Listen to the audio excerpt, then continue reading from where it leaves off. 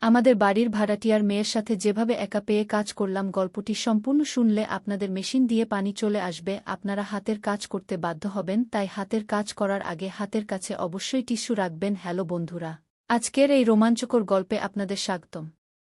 আমার নাম রিঙ্কু এবং আমার বয়স ২০ বছর। আমাদের বাড়িটি ছিল ২ তলার, নিচে আমরা থাকতাম এবং উপরে আমরা সবসময় ভাড়াটে রাখতাম। গত কয়েক মাস ধরে আমার বোনের বিয়ের প্রস্তুতি চলছিল, তাই উপরের ঘরটি খালি করা হয়েছিল। কয়েক দিনের মধ্যে দিদির বিয়ে হয়ে গেল এবং সে তার শ্বশুরবাড়ি চলে গেল। বিয়ের অনুষ্ঠান শেষ হয়ে ২ মাস পেরিয়ে গেছে, তাই আমার মা সেই ঘরটি আবার ভাড়া দেওয়ার সিদ্ধান্ত নিলেন। প্রতিদিন অনেক লোক সেই ঘর দেখতে আসছিল, কিন্তু আমার মা সিদ্ধান্ত নিয়েছিলেন যে তিনি শুধুমাত্র একটি পরিবারকেই ঘর দেবেন, কারণ কলেজের ছাত্রদের ভাড়া দিলে তারা অনেক শোরগোল করে এবং সময়মতো ভাড়াও দেয় না। কিছুদিন পরে একটি পরিবার ভাড়াটে হিসেবে আমাদের বাড়িতে এল। সেই পরিবারটি ছিল খুবই সরল ও শিষ্টাচারপূর্ণ। তাদের মধ্যে ছিল মা-বাবা এবং নিশা নামের তাদের মেয়ে। নিশার বয়স কিছুটা বেশি ছিল, কিন্তু সে ছিল খুবই মেধাবী ও গুণবতী। তার পড়াশোনা করে কোনো উচ্চপদে চাকরি পাওয়ার খুব ইচ্ছা ছিল, তাই সে এখনও বিয়ে করেনি। তার মা-বাবা তাকে কয়েকবার বিয়ের জন্য বলেছিলেন, কিন্তু সে সবসময় বলত, প্রথমে আমাকে একটা ভালো চাকরি পেতে দাও, তারপর আমি বিয়ের কথা ভাবব। নিশার মা-বাবাও তার স্বপ্নকে সমর্থন করতেন। নিশা সত্যিই খুব পড়ুয়া মেয়ে ছিল, সে প্রতি বছর কলেজে টপ করত। নিশা তার পড়াশোনায় এতটাই মগ্ন থাকত যে কখনো কখনো আমারও তার উপর গর্ব হতো। অন্যদিকে আমি গত ১-২ বছর ধরে পরীক্ষার প্রস্তুতি নিচ্ছিলাম। আমার গ্র্যাজুয়েশন শেষ হয়ে গিয়েছিল, কিন্তু কিছু প্রযুক্তিগত সমস্যা, বিশেষ করে ইংরেজির কারণে আমার পড়াশোনায় অনেক সমস্যা হচ্ছিল। এক সন্ধ্যায় আমি এবং আমার মা বাড়িতে বসে টিভি দেখছিলাম, এমন সময় নিশা আমাদের বাড়িতে এল। সে গত মাসের ভাড়া দিতে এসেছিল। সে আমার মায়ের হাতে ভাড়া দিল এবং চলে যেতে লাগল। এমন সময় আমার মা তাকে জিজ্ঞাসা করল, নিশা, তোমার পড়াশোনা কেমন চলছে? নিশা হেসে বলল, হ্যাঁ আন্টি, খুব ভালো চলছে। কি? তার কথা শুনে আমার মায়ের হঠাৎ একটা আইডিয়া আসল। সে বলল, নিশা, আমাদের রিঙ্কুও পরীক্ষার প্রস্তুতি নিচ্ছে, কিন্তু তার ইংরেজিতে একটু সাহায্য দরকার। তুমি যদি তাকে পড়াও, তাহলে তার খুব উপকার হবে। নিশা বলল যে রিঙ্কুকে সাহায্য করতে তার কোনো সমস্যা হবে না এবং তাকে পড়ানোর সময় তারও অনুশীলন হয়ে যাবে। আমার মা তখনই ঠিক করলেন যে আগামীকাল থেকে রিঙ্কু তার কাছে আসবে এবং সে তাকে পড়াবে। নিশা বলল, ঠিক আছে আন্টি। আর যাই হোক, আমি সারাদিন একা পড়াশোনা করি, রিঙ্কুও যদি আমার সাথে পড়ে, তাহলে আমাদের দুজনেরই উপকার হবে। পরের দিন নির্ধারিত সময় অনুযায়ী আমি কিছু বই নিয়ে নিশার কাছে গেলাম। সে ঘরে বসে পড়াশোনা করছিল, তার দরজা একটু খোলা ছিল, তাই আমি ধীরে দরজায় টোকা দিলাম। তার দৃষ্টি আমার দিকে গেল, সে তৎক্ষণাৎ উঠে হেসে বলল, আয়ো রিঙ্কু, আমি তোমারই অপেক্ষা করছিলাম। সে আমাকে বসার জন্য চেয়ার দিল। সে বলল, আমি কি জানতে পারি তুমি কতদিন ধরে প্রস্তুতি নিচ্ছ? আমি বললাম, আমি গত ১ বছর ধরে কিছু বই পড়ছি। এতে সে হেসে বলল, ঠিক আছে, কিন্তু আমাকে তোমার উপর অনেক পরিশ্রম করতে হবে। নিশা সত্যিই খুব মেধাবী ছিল, সে বিভিন্ন বিষয়ে আমাকে বিস্তারিত তথ্য দিত। তার কথা বলার এবং বোঝানোর ধরন থেকে আমি তার জ্ঞানের গভীরতা বুঝতে পারতাম। একদিন আমি তাকে বললাম, নিশা, আমার এই সব বিষয়ে খুব কম ধারণা আছে। সে বলল, তুমি চিন্তা করো না, আমি ধীরে ধীরে তোমাকে সব শিখিয়ে দেব, তারপর তুমিও আত্মবিশ্বাসের সাথে পড়াশোনা করতে পারবে। নিশা বাড়িতে একা থাকত, কারণ তার মা-বাবা দুজনেই সকালে কাজে চলে যেতেন এবং সন্ধ্যায় বাড়ি ফিরতেন। আমি সকাল, দুপুর, সন্ধ্যা বা যখনই সময় পেতাম তার বাড়িতে পড়াশোনা করতে যেতাম। এখন আমাদের মধ্যে বেশ ভালো বন্ধুত্ব হয়ে গিয়েছিল। নিশা খুব সুন্দরী ছিল, তার কালো লম্বা চুল, পাতলা কোমর এবং চাঁদের মতো উজ্জ্বল রং তাকে আরও সুন্দর করে তুলত। গলার নিচ থেকে সে এত আকর্ষণীয় ছিল যে কেউ তাকে দেখলে মুগ্ধ হয়ে যেত। সে সবসময় পাঞ্জাবি স্যুট পরত এবং দোপাট্টা ব্যবহার করে তার সৌন্দর্য আরও ফুটে উঠত। কিছু মাস পরে ব্যাংকে একটি ভালো পদে চাকরির জন্য শূন্যতা প্রকাশিত হয়েছিল, তাই আমরা দুজনেই সেই পরীক্ষার প্রস্তুতি নিতে ব্যস্ত হয়ে পড়লাম। ব্যাংকিং ক্ষেত্রের চাকরিগুলো আমার বেশি পছন্দ, তাই আমি এই সুযোগের সদ্ব্যবহার করতে চেয়েছিলাম। একদিন কিছু কাজের কারণে তার বাড়িতে পড়তে যেতে আমার দেরি হয়ে গেল। প্রায় ২টার দিকে যখন আমি উপরে গেলাম, তখন দেখলাম তার দরজা খোলা আছে। আমি দরজা খুলে দেখলাম সে ঝাড়ু দিচ্ছিল। সে ঝাড় দিতে এত ব্যস্ত ছিল যে সে আমার আসার খবরই পায়নি। সে ঝাড় দিচ্ছিল নিচু হয়ে, আর তার কাঁধে ওড়না ছিল না। যদিও আমি দেখতে চাইনি, কিন্তু হঠাৎই আমার নজর পড়ল তার সৌন্দর্যের দিকে। তাকে দেখে আমি কিছুক্ষণের জন্য স্থির হয়ে গেলাম। সেই মুহূর্তে আমি বুঝতে পারলাম যে আমার মন অন্য কোথাও নয়। আমি তাড়াতাড়ি নিজেকে সামলে নিলাম আর তাকে ডাকলাম, নিশা, আমি চলে এসেছি। তারপর তার নজর আমার দিকে এল। সে আমার দিকে তাকিয়ে বলল, আজ তো তুমি অনেক দেরি করে এসেছ। আমি হেসে জিজ্ঞাসা করলাম, তুমি দুপুরে ঝাড় দিচ্ছ কেন? সে বলল, কিছুই না, একটু ময়লা হয়ে গিয়েছিল। কিন্তু সম্ভবত তখনই তার মনে পড়ল যে সে ওড়না পড়েনি। সে তাড়াতাড়ি ঝাঁটা রেখে পিছনের ঘরে ছুটে গেল আর কিছুক্ষণের মধ্যেই ওড়না নিয়ে বেরিয়ে এল। আমি সেই মুহূর্তে একটু লজ্জা বোধ করলাম। আমি ভিতরে গিয়ে চেয়ারে বসলাম। সেও আমার সামনে এসে বসল আর আমরা দুজনেই পড়তে শুরু করলাম। আমরা আমাদের বইয়ে মন দিয়ে পড়া শুরু করলাম। দুপুরে যখনই আমরা পড়তাম সে সবসময় কিছু নাস্তা বানাত আর আমাকেও খাওয়াত। আজও সে খাবারের জন্য কিছু নিয়ে এসেছিল। 5টার দিকে সে বলল, আমার বাজার থেকে কিছু জিনিস আনতে হবে, কিন্তু খুব অলস লাগছে। আমি তাকে টিটকারি দিয়ে বললাম, তুমি আমাকে বলে দাও কি কি আনতে হবে, আমি এনে দেব। সে বলল, না, তুমি পারবে না কি? তখন আমি একটু মজা করে বললাম, আরে, এমন কি আছে যা আমি আনতে পারব না? সে হেসে বলল, তুমি থাক, আমি নিজেই যাব। আমি বললাম, ঠিক আছে, যদি তোমার অলস লাগে তাহলে আমি গাড়ি নিয়ে তোমাকে নিয়ে যাব। তুমি তাড়াতাড়ি তোমার জিনিসগুলো নিয়ে নিও আর তাড়াতাড়ি ফিরে আসবে। আমার কথা শুনে সে একটু ভাবল আর বলল, চলো, তাহলে ঠিক আছে। সন্ধ্যা 6 আমি আমার বাইক বের করে নিচে অপেক্ষা করতে লাগলাম। কিছুক্ষণ পর নিশা নিচে নেমে এল। সে টকটকে লাল রঙের একটি পাঞ্জাবি স্যুট পরেছিল। আমার নজর একবার তার উপর পড়ল এবং আটকে গেল।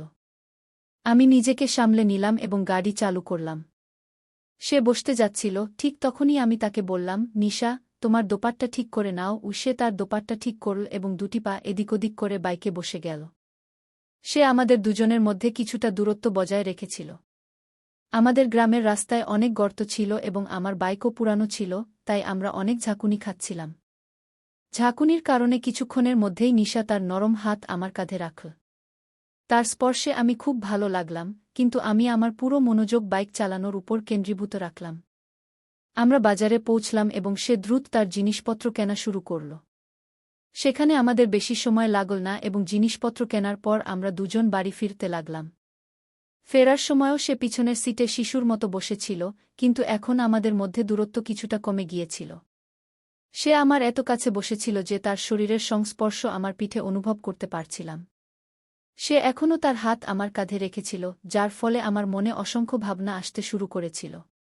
খারাপ রাস্তার কারণে যখনই সে একটু নড়াচড়া করত, আমি তার শরীরের ধাক্কা অনুভব করতে পারতাম এবং এতে আমার মন অস্থির হয়ে উঠছিল। তবুও আমি আমার মনকে শান্ত রাখার চেষ্টা করলাম। কিছুক্ষণের মধ্যেই আমরা বাড়ি পৌঁছে গেলাম। আমি গাড়ি থামালাম এবং তাকে নামতে বললাম। সে থ্যাংক ইউ বলে সিঁড়ি দিয়ে উঠে তার বাড়ি চলে গেল। বাড়ি পৌঁছেই আমি নিজেকে তার ভাবনায় হারিয়ে ফেললাম। আমার মনে ভাবনার ঝড় বয়ে যাচ্ছিল। আমি নিজেকে জিজ্ঞাসা করছিলাম, রিঙ্কু, তোমার কি হয়েছে? তুমি যাকে দিদি বলে ডাকো তার সম্পর্কে এভাবে কি করে ভাবতে পারো? এটা ঠিক নয়। কিন্তু মন এবং শরীর দুটোই নিয়ন্ত্রণ করা কঠিন হয়ে পড়ছিল। তবুও আমি আমার ভাবনাগুলো দমিয়ে শান্ত থাকার চেষ্টা করলাম। পরের দিন সকাল 10টায় আমি তার বাড়ি গেলাম। সে চেয়ারে বসেছিল এবং আমাকে দেখামাত্র তাড়াতাড়ি তার ওড়না কাঁধে টেনে নিল। এটা তার অভ্যাস ছিল। যখন আমি তার সাথে থাকতাম সে সবসময় দোপাট্টা পরে রাখত। কিন্তু যখন সে একা থাকত তখন দোপাট্টা সরিয়ে নিশ্চিন্তে থাকত। আমি আমার জায়গায় বসে পড়া শুরু করলাম। কিছুক্ষণ পর সে আমাকে বলল, আমি গতকাল তোমাকে পলিউশনের গ্রাফ সম্পর্কে জিজ্ঞাসা করেছিলাম। আজ তুমি আমাকে গ্রাফ বানানো শেখাবে? আমি বললাম, হ্যাঁ, তুমি চিন্তা করো না, আমি তোমাকে ভালো করে শিখিয়ে দেব। আমি আমার জায়গা থেকে উঠে তার বিছানার পাশে গিয়ে বসলাম। সে গ্রাফ বানানোর চেষ্টা করছিল কিন্তু বারবার ভুল করছিল। আমি বললাম, এটা এভাবে নয়। পেন্সিল এদিকে আনো, আমি বানিয়ে দেখাই। আমি তার পেন্সিল নিয়ে আমার বইতে গ্রাফ বানিয়ে দেখালাম। সে অবাক হয়ে বলল, রিঙ্কু, তুমি তো খুব ভালো করে বানিয়েছ। আমি কতবার চেষ্টা করেছি, কিন্তু পারিনি। আমি হেসে বললাম, আমি তো তোমাকে বলেছিলাম একটু চর্চা করলে তুমিও পারবে। সে আবার বানানোর চেষ্টা করল, কিন্তু এবারও পারল না। সে কিছুটা হতাশ হয়ে আমার দিকে তাকিয়ে বলল, রিঙ্কু, আমাকে ভালো করে শেখাও না কি? তার কণ্ঠের মিষ্টতা এবং মুখের মায়াময় ভাব দেখে আমার কিছু বিশেষ অনুভূতি হল। আমি একটু হেসে বললাম, ঠিক আছে, তাহলে আমরা এভাবে করি। এখন আমি তোমার হাত ধরে শেখাব। তার সম্মতিতে আমি তার বাঁ দিকে বিছানায় বসলাম। সে দেয়ালের দিকে একটু সরে গিয়ে আমাকে আরামে বসার জায়গা দিল।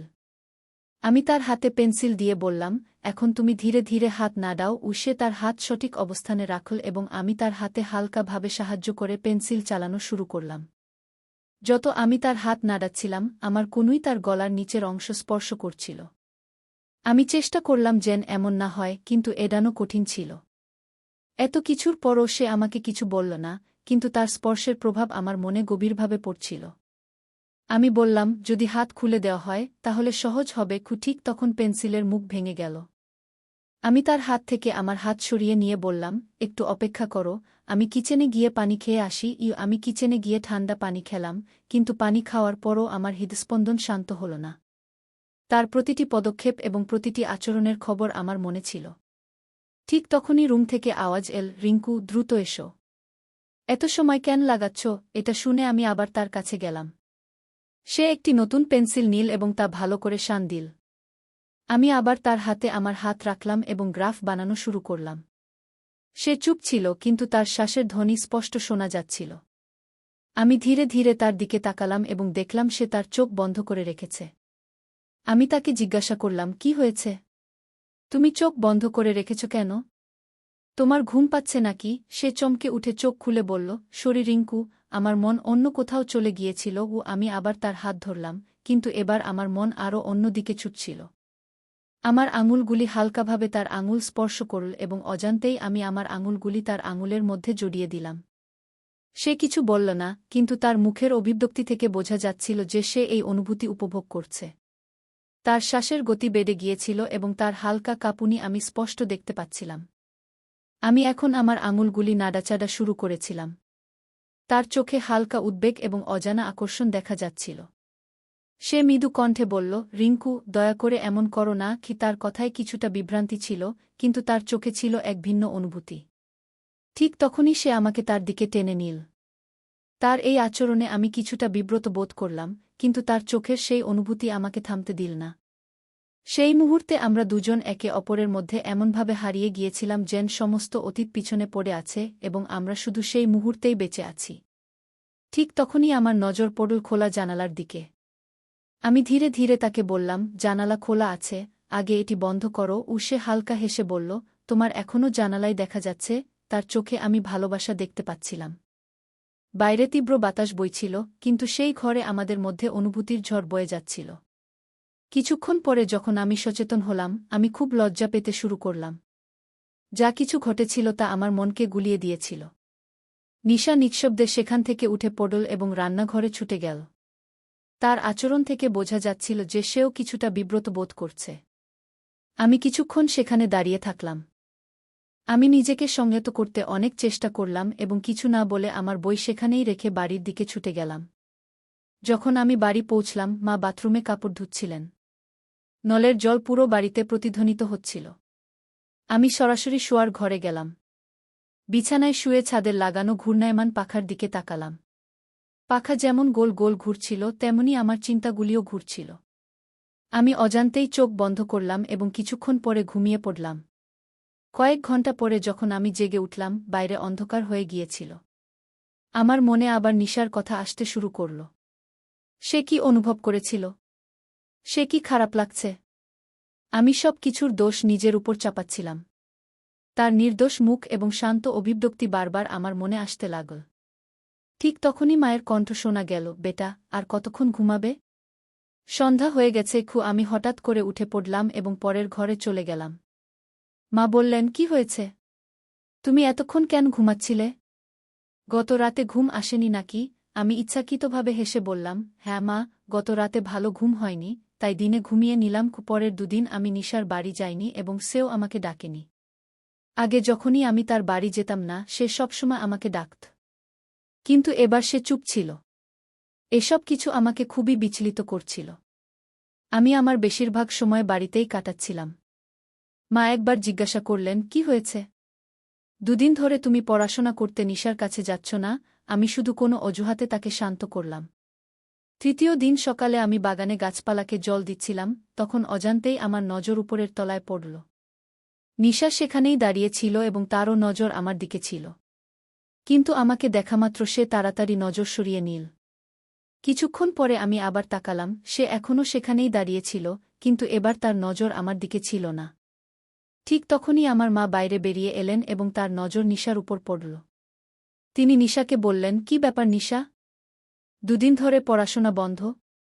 মনে হচ্ছে কোনো সমস্যা আছে। নিশা সংকোচে বলল, না আন্টি, পরীক্ষা কাছে আসছে তাই পড়ছি।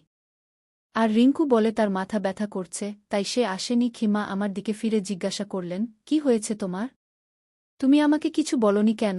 আমি দ্রুত উত্তর দিলাম, হ্যাঁ মা, একটু মাথা ব্যথা করছিল, কিন্তু এখন ঠিক আছে। তারপর আমি নিশার দিকে তাকিয়ে বললাম, আজ আমি পড়তে আসব। সে ধীরে ধীরে বলল, ঠিক আছে। কিছুক্ষণ পরে আমি আমার বই নিতে ব্যাগ খুললাম। তখন মনে পড়ল যে আমার বইগুলি নিশার কাছেই পড়ে আছে।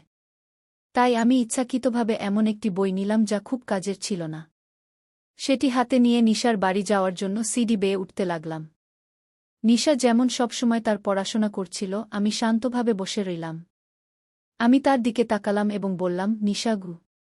কিন্তু সে তখনও তার পড়ালেখায় ব্যস্ত ছিল। আমি আবার ডাকলাম, হ্যাঁ বলো রিঙ্কু, কি কথা? আমি কিছুটা নার্ভাস হয়ে বললাম, সেদিন যা হয়েছিল তার জন্য আমি দুঃখিত। নিশা হালকা হাসি দিয়ে বলল, কোনো কথা নেই রিঙ্কু। তুমি সে বিষয়ে বেশি ভেবো না। যা হবার তা হয়ে গেছে।